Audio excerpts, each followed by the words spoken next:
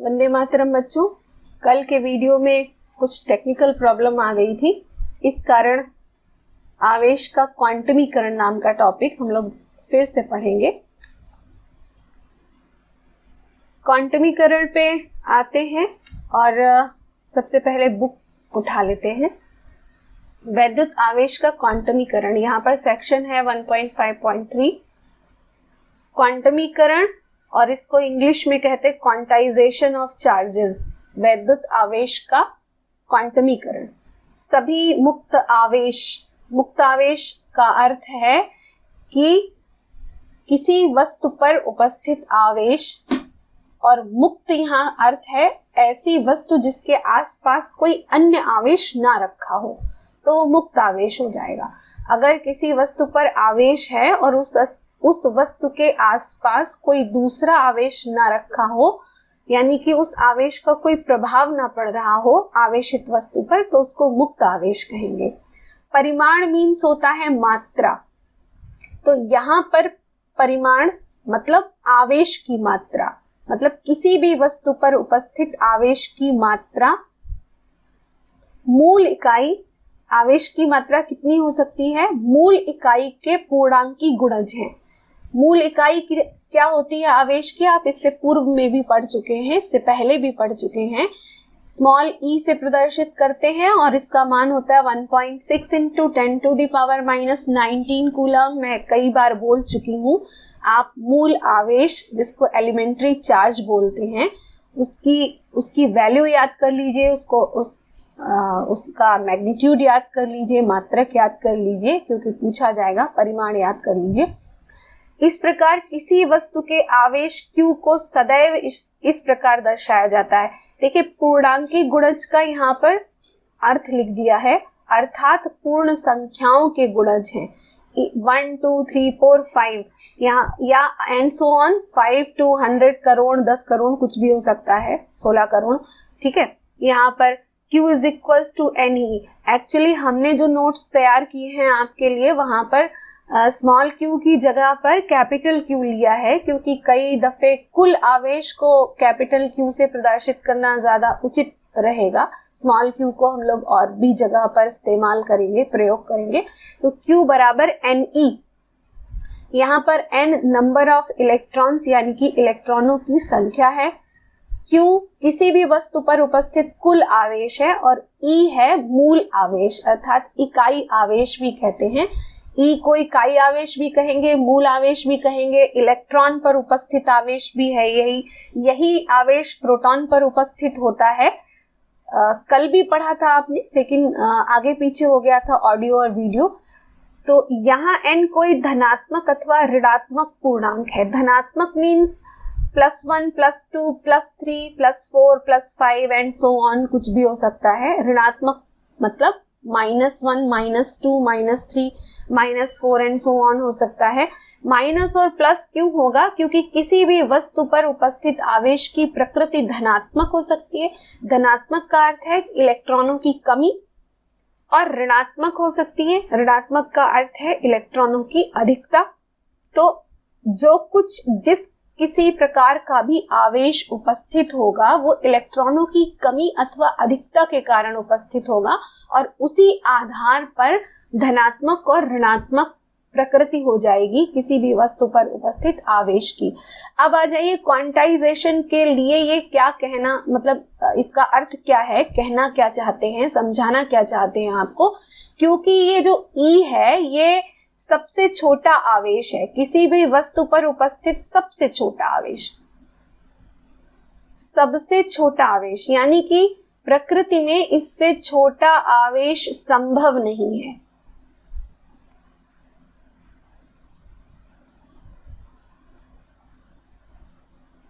छोटा कब हो सकता है? अगर आप इसका आधा कर दें तो उसको छोटा कहेंगे, या इसके 3 भाग कर लें तो भी उसको छोटा कहेंगे, ई से छोटा होगा। आप इसके 5 भाग कर लें तो भी वो छोटा हो जाएगा।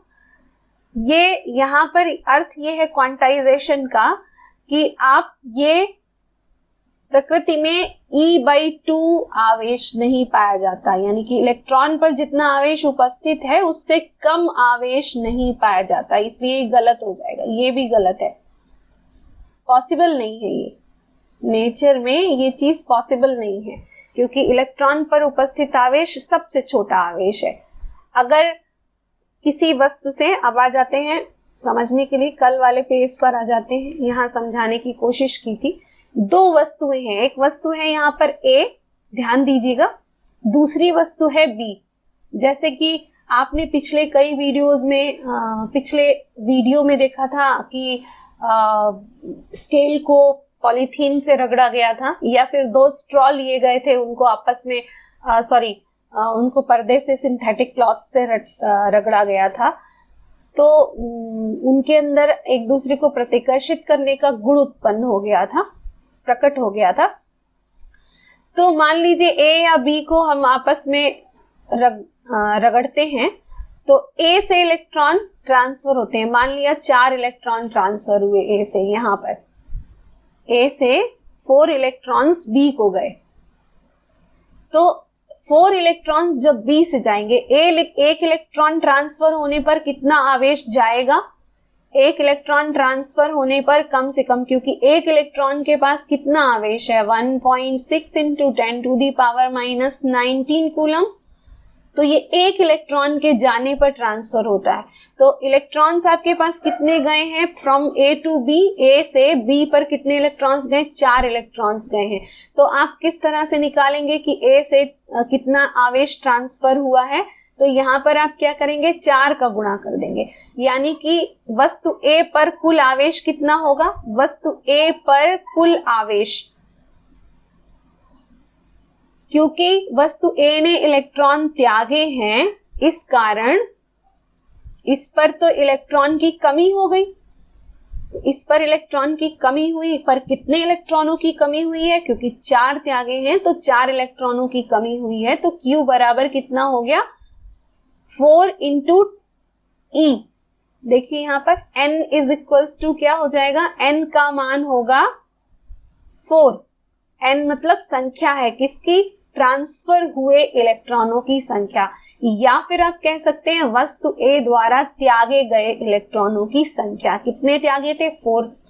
तो त्यागे गए या छोड़े गए इलेक्ट्रॉनों की संख्या, या यही N अगर आप वस्तु B पर आवेश निकालते हैं तो यही N क्या हो जाएगा? वस्तु B द्वारा ग्रहण किए गए इलेक्ट्रॉनों की संख्या, वस्तु B द्वारा ग्रहण किए गए इलेक्ट्रॉनों की संख्या।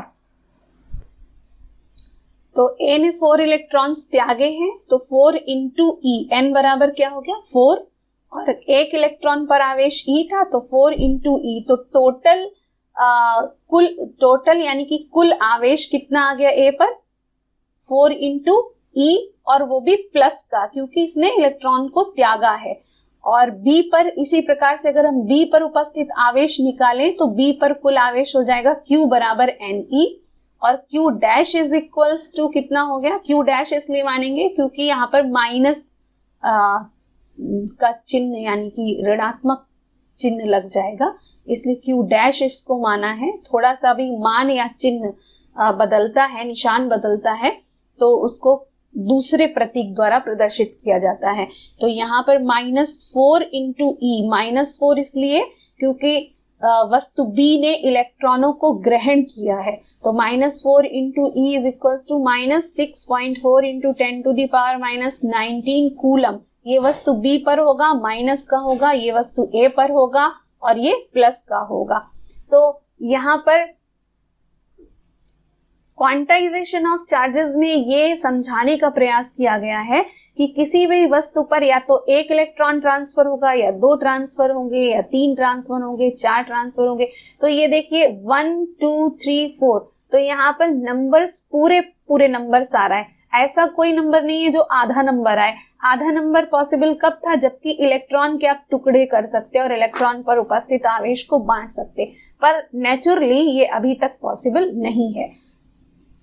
जैसे कि यहाँ पर क्रॉस का निशान लगाया गया है, इसका अर्थ ये है कि E/2 आवेश संभव नहीं है, E/3 आवेश संभव नहीं, E/4 आवेश संभव नहीं है। ई को बांटा नहीं जा सकता, आवेश को बांटा नहीं जा सकता। ये आवेश के क्वांटमीकरण का अर्थात क्वांटाइजेशन ऑफ चार्जेस का अर्थ है। यहाँ पर आपके लिए नोट्स बना दिए हैं। वैद्युत आवेश का क्वांटमीकरण किसी भी वस्तु पर उपस्थित कुल आवेश Q, कैपिटल Q लिया है यहाँ पर, मूल आवेश E का पूर्ण गुणज होता है। पूर्ण गुणज का अर्थ आप समझ चुके हैं पहले, मूल आवेश E का पूर्ण गुणज। पूर्ण गुणज का मतलब n का मान 1 2 3 4 5 6 यानी कि पूरी संख्या होगा। आप भिन्न संख्याओं का जिसको आप भिन्न कहते हैं या परिमेय संख्या कह सकते हैं, उनका प्रयोग यहाँ पर नहीं कर सकते। 1/2, 2/4, 2/3, 5/6 इस प्रकार से आप n का मान नहीं रख सकते हैं। देखिए बच्चों, नोट्स में आपके लिए लिख दिया यहाँ पर, जहां n बराबर 1 2 3 4 अर्थात पूर्ण संख्याएं ही हो सकती हैं।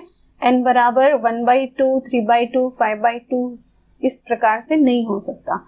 A से B पर जितने भी इलेक्ट्रॉन वस्तु A से B पर ट्रांसफर होते हैं, प्रत्येक इलेक्ट्रॉन के साथ इतना चार्ज 1.6 इंटू 10⁻⁻19 कूलम आवेश भी ट्रांसफर होगा।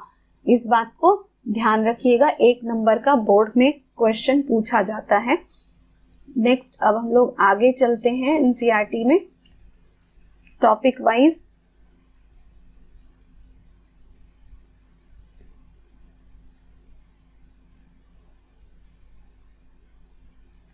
एक और बोर्ड में क्वेश्चन पूछा जाता है।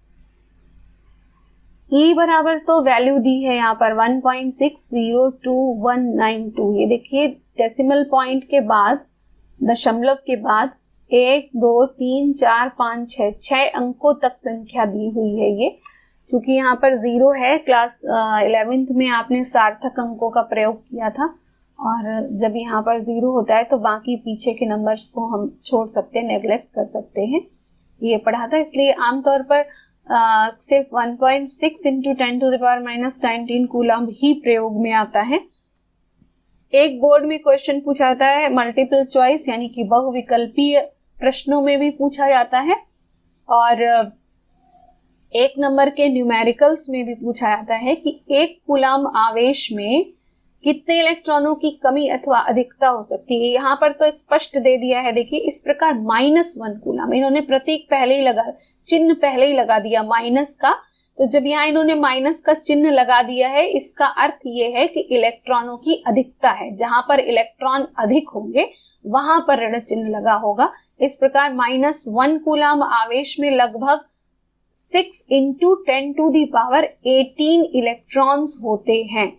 तो ये प्रश्न इस प्रकार से पूछा जाता है कि 1 कूलम आवेश में इलेक्ट्रॉनों की संख्या कितनी होती है। कहीं कहीं पर 6 इंटू 10⁻18 इलेक्ट्रॉन्स, इसको सॉल्व कैसे करेंगे? आप एकक नियम का प्रयोग कर सकते हैं। एकक नियम का प्रयोग करने के लिए हम लोग पेज ले लेते हैं दूसरा। देखिए आपको इतना तो पता है कि 1 इलेक्ट्रॉन पर कितना आवेश है। अगर सॉल्व करना पड़ जाए इसको, तो 1 इलेक्ट्रॉन पर आवेश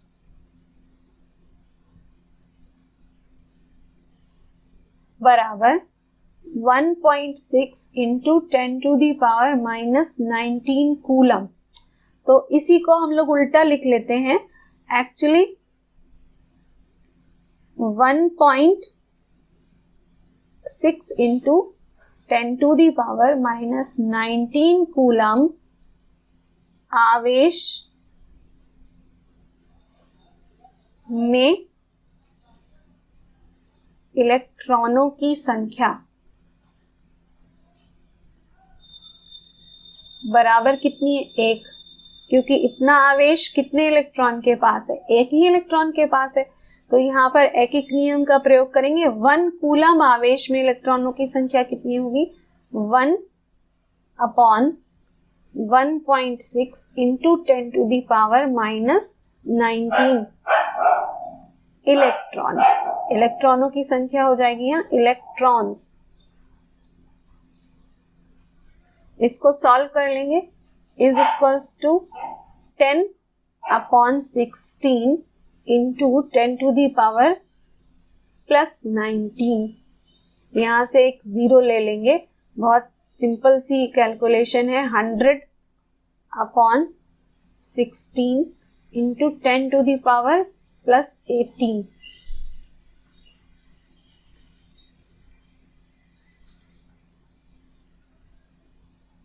तो एग्जैक्ट कैलकुलेशन में कितना आ गया?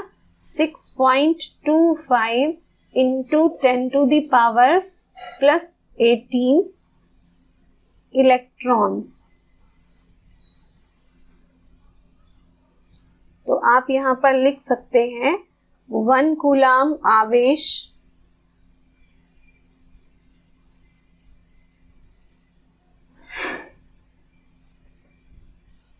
1 मार्क बोर्ड क्वेश्चन है।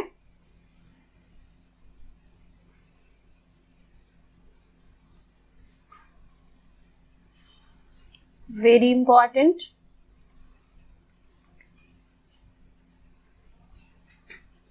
इलेक्ट्रॉनों की संख्या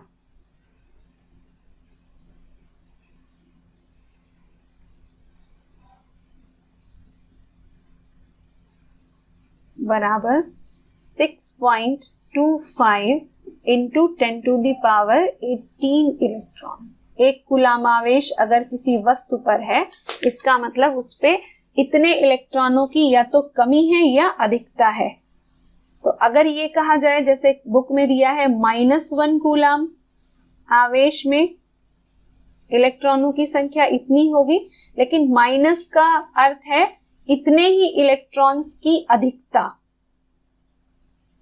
किसी भी वस्तु पर -1 कूलाम आवेश है, इसका मतलब है कि उस पर 6.25 into 10 to the power 18 electrons की अधिकता है। और अगर किसी भी वस्तु पर +1 कूलाम आवेश है, तो इसका अर्थ है कि उस पर 6.25 into 10 to the power 18 electrons की कमी है। +1 का अर्थ ये हो गया यहां पर। इसी प्रकार से अब आपके लिए होमवर्क है, यहां पर होमवर्क नोट कर लीजिए।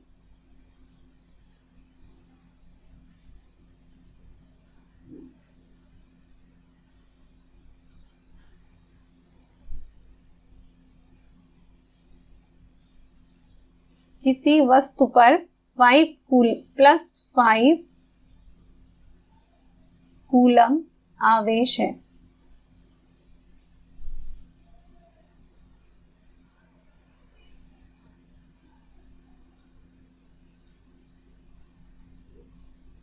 उस वस्तु में कितने इलेक्ट्रॉनों की कमी अथवा अधिकता है?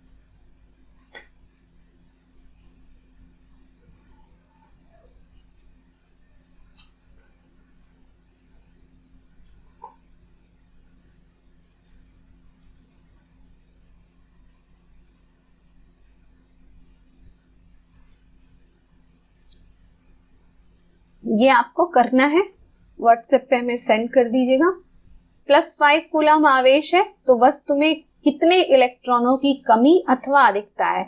कमी है अथवा अधिकता है ये आपको बताना है, और कितने इलेक्ट्रॉन्स की कमी अथवा अधिकता है ये भी आपको बताना है। ठीक है, ये आपके लिए होमवर्क हो गया। नेक्स्ट टॉपिक पे चलते हैं अब हम लोग।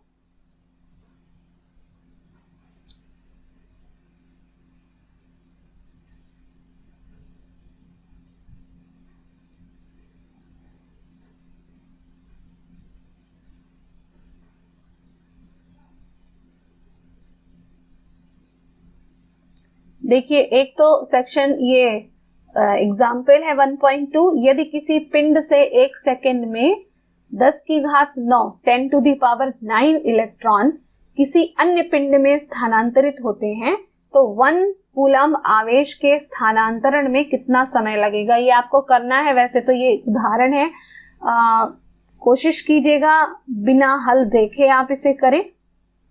1 कप जल में कितने धन तथा कितने ऋण आवेश होते हैं, इसको आप थोड़ा सा मैं हिंट कर देती हूँ, समझने का प्रयास कीजिएगा। मान लीजिए कि 1 कप जल का द्रव्यमान 250 ग्राम है। 250 ग्राम जल का अणु द्रव्यमान 18 ग्राम है। इसको आप समझ लीजिए यहाँ पर, जिन बच्चों ने केमिस्ट्री ना पढ़ी हो ठीक से, 18 ग्राम का अणु द्रव्यमान का अर्थ है, देखिए अणु द्रव्यमान का मतलब है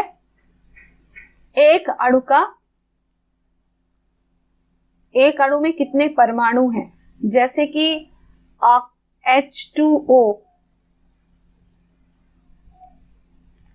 H2O में ऑक्सीजन 16 इस तरह से लिखा जाता है। 16 का अर्थ है इसमें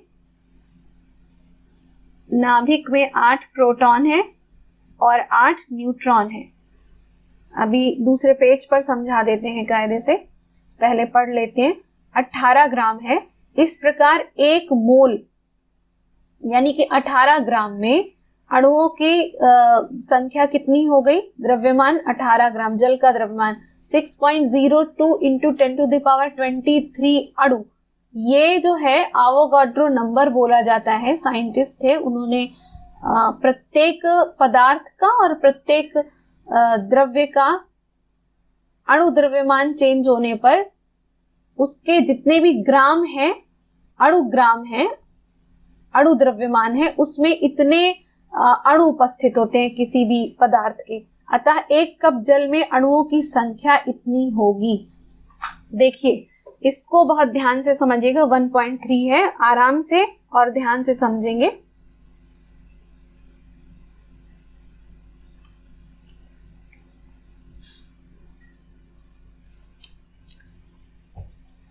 एक कप जल में 1.3 सॉल्यूशन है, 1.3 एग्जाम्पल है, सॉरी, एक कप जल कितना द्रव्यमान लिया है? 250 ग्राम माना है। ठीक है, अब आ जाइए जल के अणु पर।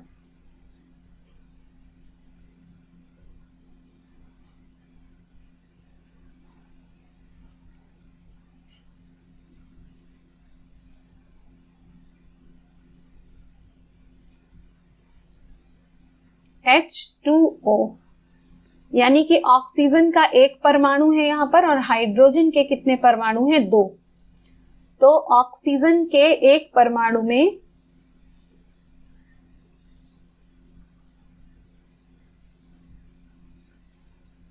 8 प्रोटॉन और 8 न्यूट्रॉन रहते हैं। इससे पहले भी आपको बता दिया गया, इलेक्ट्रॉन का जो द्रव्यमान है उसको कंसीडर नहीं किया जाता, क्योंकि वो इतना कम होता है कि उसको ना भी गिना जाए तो कोई फर्क नहीं पड़ने वाला। वो कम से कम 1800 गुना कम 1800 गुना हल्का होता है प्रोटॉन और न्यूट्रॉन के द्रव्यमान से। और हाइड्रोजन के नाभिक में एक प्रोटॉन माना है इन्होंने। और कितने हाइड्रोजन एटम हैं? 2 हाइड्रोजन एटम है। तो 2 हाइड्रोजन एटम का मतलब ये है कि 2 प्रोटॉन हो गए यहां पर। तो 8 दूनी 16 और एक 17 और एक 18, कितने पार्टिकल्स हो गए आपके पास? 8 proton plus 8 neutron plus 1 proton एक हाइड्रोजन का और प्लस 1 प्रोटॉन दूसरे हाइड्रोजन का। तो 8 दूनी 16 और एक 17 और एक 18 पार्टिकल्स हैं मुख्य, 18 कण हैं यहाँ पर। इसलिए ये कहा गया है कि जल का ये जो अणु सूत्र है या अणु द्रव्यमान जिसको कहते हैं, ये जो 18 आया है, 18 कण उपस्थित हैं, मुख्य कण प्रोटॉन और न्यूट्रॉन जल के एक अणु में। जल का अणु द्रव्यमान हो गया ये।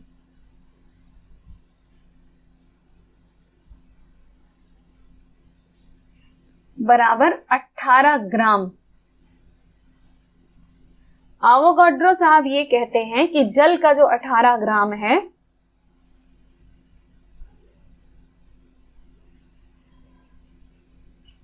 जल के 18 ग्राम में, अगर हम जल का 18 ग्राम लेते हैं तो उसमें जल के अणुओं की संख्या कितनी होगी? 6.02 इंटू 10⁻23 अणु।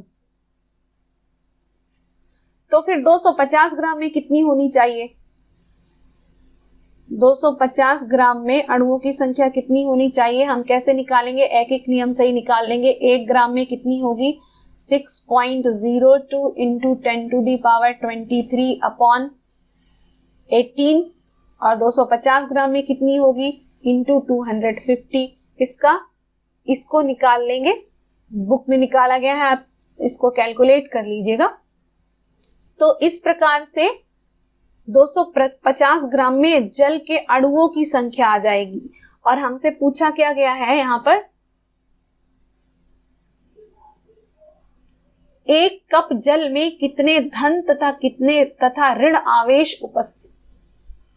1 कप जल में कितने धन तथा ऋण आवेश उपस्थित होते हैं?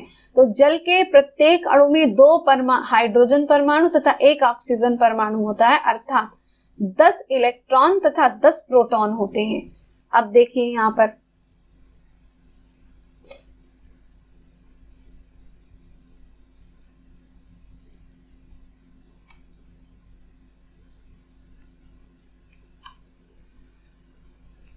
एक अणु में प्रोटॉनों की संख्या देखिए आप यहां पर।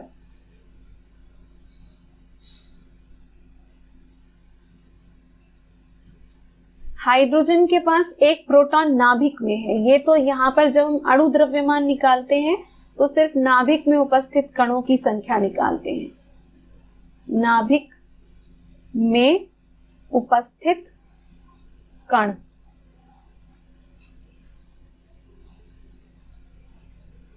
तो ऑक्सीजन के नाभिक में 8 प्रोटॉन है, ऑक्सीजन के नाभिक में 8 न्यूट्रॉन है। लेकिन हम लोगों से क्वेश्चन में क्या पूछा गया है? कितना धन आवेश उपस्थित है। तो न्यूट्रॉन तो उदासीन होता है, ये तो उदासीन कण है, इसका आवेश से कोई लेना देना नहीं है, ना तो पॉजिटिवली चार्ज्ड है ये और ना ही नेगेटिवली चार्ज्ड है, तो इसका आवेश से कोई लेना देना नहीं। हाइड्रोजन जो प्रयोग हुई है यहाँ पर जल के अणु में, उसमें न्यूट्रॉन है ही नहीं, 2 हाइड्रोजन एटम है यहाँ पर। तो एक हाइड्रोजन के पास 1 प्रोटॉन है और दूसरे हाइड्रोजन के पास 1 प्रोटॉन है, इसी को कंसीडर किया है। तो ऑक्सीजन के पास 8 प्रोटॉन होंगे और 8 ही इलेक्ट्रॉन ऑक्सीजन के नाभिक के बाहर चक्कर लगा रहे होंगे, ठीक है ना। तो ये यहाँ पर तो जल के 18 ग्राम में इतने अणु थे और यहाँ पर जल के 250 ग्राम में। तो वापस आ जाइए, अणुओं की संख्या, अणुओं की संख्या पहले इसको निकाल ही लेते हैं। यहाँ पर कट कर लीजिए इसको, इज इक्वल टू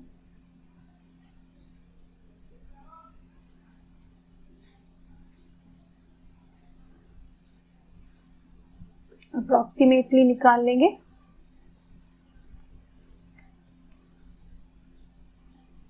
इन्होंने डायरेक्टली इसको निकाला नहीं है, ऐसे ही रख दिया है, कोई बात नहीं है, हम लोग निकाल लेते हैं। यहाँ पर अगर हम लोग निकालेंगे तो यहाँ से 9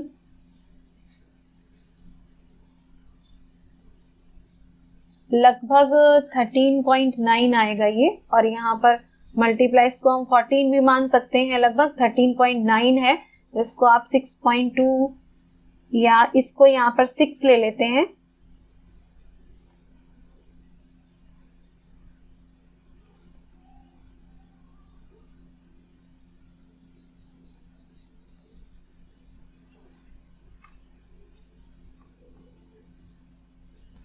देखिए कैलकुलेशन कर लिए हमने, यहाँ पर इतने अणु आ गए हैं जल के 250 ग्राम में। और एक अणु में इलेक्ट्रॉनों की संख्या कितनी होगी? ऑक्सीजन के पास कितने इलेक्ट्रॉन्स हैं? ऑक्सीजन में इलेक्ट्रॉन 8, क्योंकि 8 प्रोटॉन है और 8 ही इलेक्ट्रॉन्स बाहर चक्कर लगा रहे होते हैं। हाइड्रोजन एटम में इलेक्ट्रॉन 1, और कितने हाइड्रोजन एटम है? 2 हाइड्रोजन एटम्स है।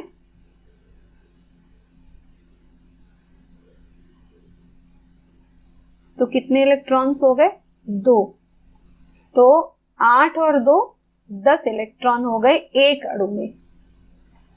जल के एक अणु में इलेक्ट्रॉन कितने हुए? 10। 8 एक ऑक्सीजन के पास और 2 हाइड्रोजन के पास, एक एक इलेक्ट्रॉन है एक एक हाइड्रोजन एटम के पास, तो 8 + 1 इज इक्वल्स टू 10। तो जल के एक अणु में इलेक्ट्रॉनों की संख्या कितनी हो गई? 10। इसी प्रकार जल के एक अणु में प्रोटॉनों की संख्या कितनी हो जाएगी? 10।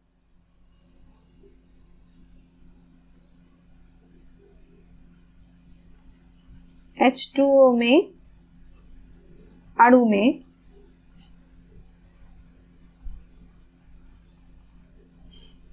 प्रोटॉनों की संख्या इसी प्रकार 8 प्रोटॉन ऑक्सीजन के, एक प्रोटॉन हाइड्रोजन के नाभिक में और दूसरा प्रोटॉन हाइड्रोजन के नाभिक में, 2 हाइड्रोजन एटम्स है, तो 10 प्रोटॉन हो गए। तो एक अणु में 10 इलेक्ट्रॉन है, एक अणु में 10 प्रोटॉन है और 250 ग्राम जल में अणु कितने हैं? 83। पिछले प्रीवियस पेपर्स में देख लेते हैं। 83.678 into 10 to the power 23। 83.678 into 10 to the power 23 अणु है। यहां से भी एक अणु में इलेक्ट्रॉन 10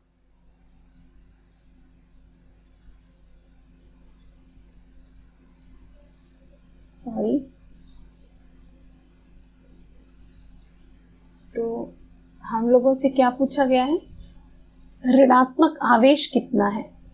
यहां पर एक बार पुनः देख लेते हैं, धन तथा ऋण आवेश कितना होता है।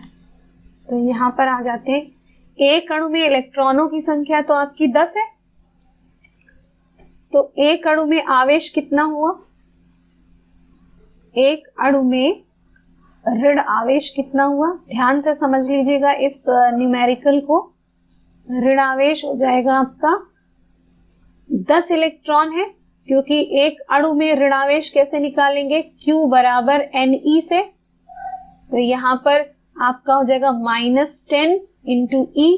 ये कितने? एक अणु में है, इसलिए 83.678 इंटू 10 टू द पावर 23 अणुओं में ऋण आवेश कितना होगा? कुल ऋण आवेश निकालना है आपको, तो यहाँ पर कुल लिख लेते हैं। इसीलिए मैंने बोला था कहीं कहीं कैपिटल Q का प्रयोग किया है, क्योंकि यहाँ पर एक अणु के लिए तो स्मॉल q आप ले लेंगे, लेकिन आपके पास अणुओं की संख्या कितनी है? 83.678 इंटू 10 टू द पावर 23। तो यहाँ पर कैपिटल Q ले लेंगे, तो capital Q is equals to हो जाएगा आपका एक अणु में इतने -10E, तो इतने अणुओं में कितना हो जाएगा? 683.678 इंटू 10 टू द पावर 23 और इंटू -10E की जगह पर क्या रखेंगे? 1.6 into 10 to the power -19 coulomb. तो यहां से कैलकुलेट कर लीजिए अब इसको।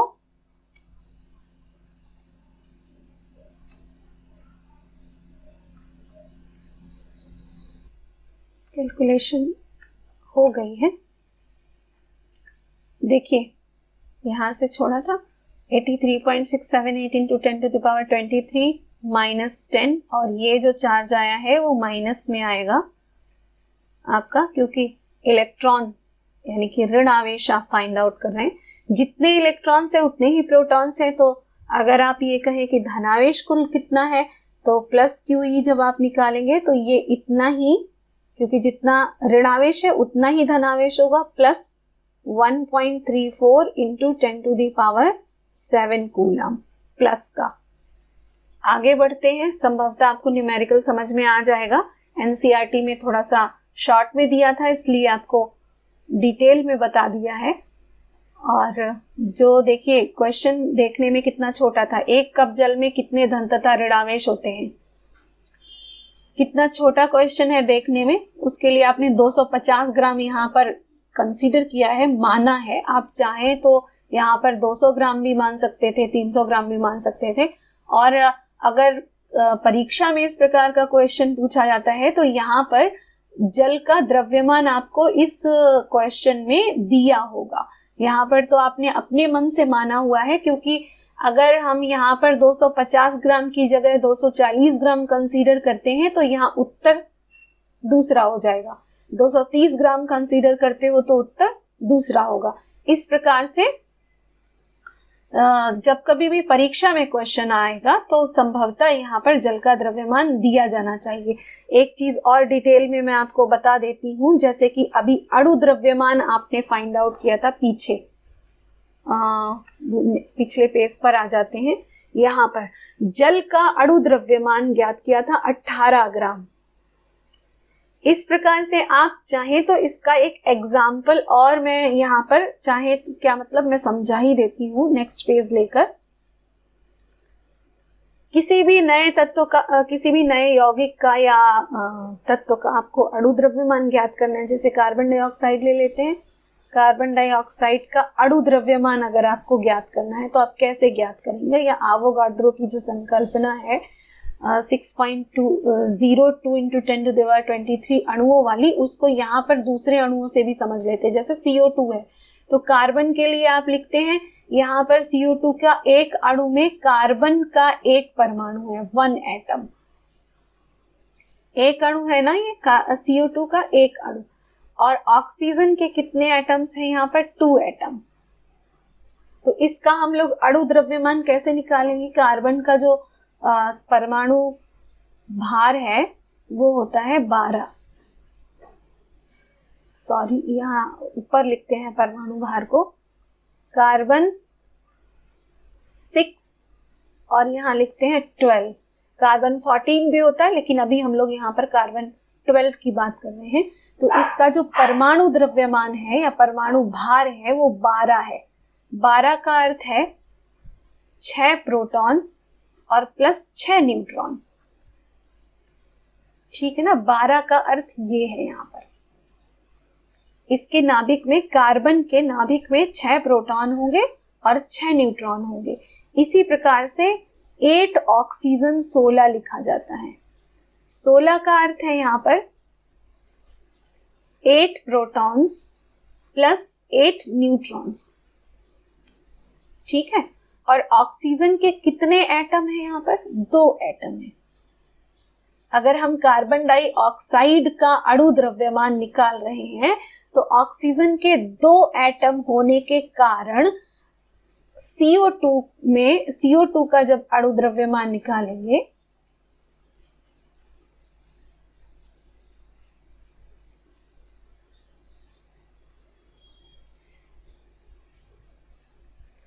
तो कार्बन का परमाणु भार यानी कि परमाणु द्रव्यमान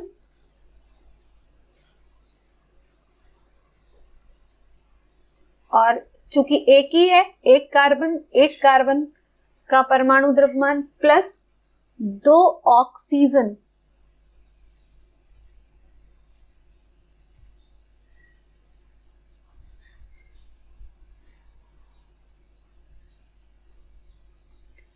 एक कार्बन का परमाणु द्रव्यमान कितना है, 12।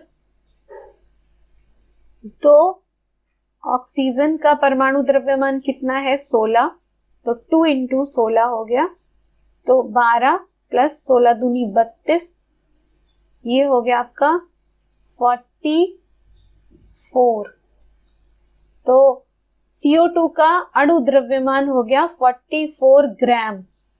अब एवोगाड्रो की संकल्पना पे आ जाइए। ये जो 44 ग्राम है, कार्बन डाइऑक्साइड के 44 ग्राम में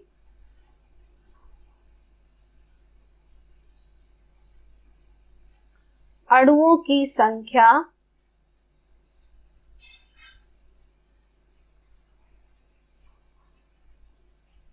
बराबर 6.02 इंटू 10⁻23 होगी। ये आवोगाड्रो नंबर बोला जाता है। आवोगाड्रो साइंटिस्ट का नाम है जिन्होंने इस नंबर की खोज की थी। संख्या या आवोगाड्रो नंबर। अब देखिए पिछला जो आपने अभी पढ़ा जल का अणु द्रव्यमान, वापस पेज पर आते हैं पिछले। यहां पर जल के 18 ग्राम में अणुओं की संख्या 6.02 इंटू 10⁻23 थी। जल का 18 ग्राम में अणुओं की संख्या इतनी है, कितनी? जल के अणुओं की।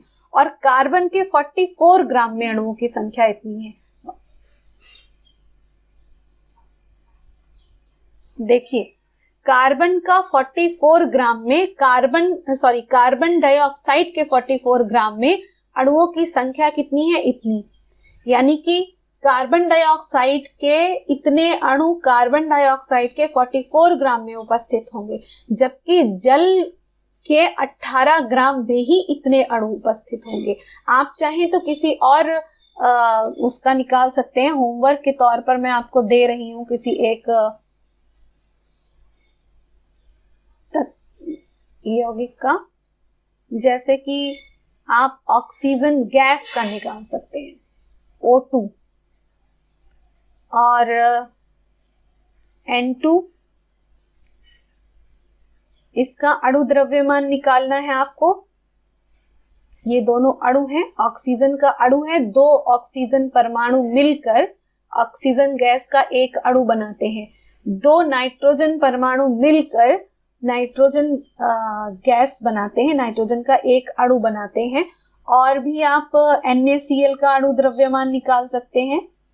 आप परमाणु भार कहीं और से मतलब आवर्त सारणी से देख सकते हैं इसका। सोडियम का 23, क्लोरीन का 35, यहीं पे बता भी मैं दे रही हूं आपको। तो यहां से इन तीनों अणुओं का अणु द्रव्यमान निकाल के आप देंगे मुझे। ये आपके लिए होमवर्क है आज का। HW, ठीक है। तो एक तो आपने जल का अणु द्रव्यमान निकाला था, दूसरा आपने कार्बन डाइऑक्साइड का अणु द्रव्यमान निकाला और उसमें अवोगाड्रो संख्या निकाली। जल के एक अणु द्रव्यमान में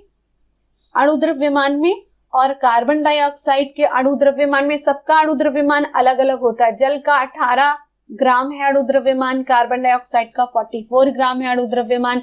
इसी प्रकार आप निकालेंगे O2 यानी कि ऑक्सीजन गैस का अणु द्रव्यमान कुछ और होगा, नाइट्रोजन गैस का अणु द्रव्यमान कुछ और होगा, NaCl का अणु द्रव्यमान कुछ और होगा। और सभी के अणु द्रव्यमान जितने होंगे उन सभी के अणु द्रव्यमानों में आवोगाड्रो नंबर सेम होगा, यानी कि उसमें उपस्थित अणुओं की संख्या सेम होगी।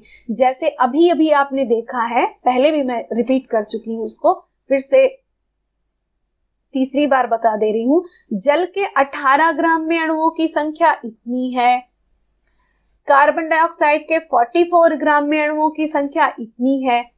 तो देखिए अणु द्रव्यमान बदल रहा है लेकिन अणुओं की संख्या यानी कि आवोगाड्रो नंबर चेंज नहीं हो रहा है, क्योंकि सभी यौगिकों के या तत्वों के जो अणु द्रव्यमान है वो अलग अलग होते हैं। सबका जो परमाणु द्रव्यमान होता है, प्रत्येक परमाणु का, प्रत्येक तत्व के परमाणु का परमाणु द्रव्यमान भिन्न होने के कारण उनका अणु द्रव्यमान भिन्न हो जाता है। इस कारण प्रत्येक परमाणु अलग अलग द्रव्यमान का होने के कारण सबका अणु द्रव्यमान अलग है, लेकिन सभी के अणु द्रव्यमानों में आवोगाड्रो नंबर एक ही है, सेम ही है, क्योंकि प्रत्येक पदार्थ का अणु द्रव्यमान अलग है। आज के लिए इतना ही। Tata, bye bye, Vande Mataram.